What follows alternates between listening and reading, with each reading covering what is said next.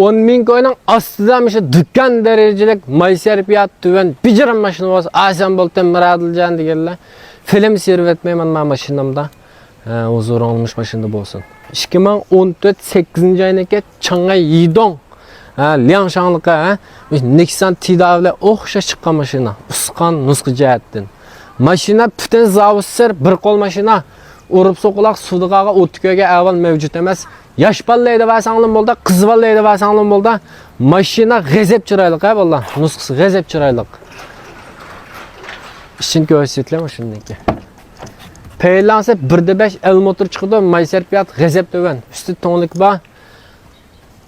O'rindiqlari qaylangan mana g'azab yana. Dibenchilarga qaysang bo'ldi. G'azab pakiz bo'lgan mashina. Mashina shingyan kilerjli 8-oy. Bo'yshan 8-oyni oyga to'shdi.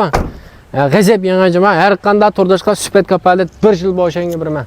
Mayserpiyat tün nasan bo'ldi, o'z chiroyli umoq mashinasan bo'ldi deganlar ma'ni shashtiringlar. Aldi LED shenshi-dagan oq kuch kamera seplangan iqtidorning hammasi bor. Mashina qo'lxot to'nchanjima, qo'lxotning galpisi. Polisi bo'lganlar mera 9800 koy. Bir koy hijlik qilsang bo'lmaydi vallah.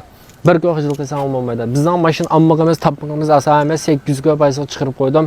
Bütün zavsir bir qo'l bo'lgan mashina polisi 9800 koy. Men nusxasim 5 chiroyli. Her qanday turdashqa bo'shanga birman 2014 8-oyning mashinasi. Qo'llab bergan turdoshlar rahmat. O'rnim Sichivan Changdoda o'zim Qishqa Yingshalik Miradiljon men shu keyingi sonda ko'rishdik.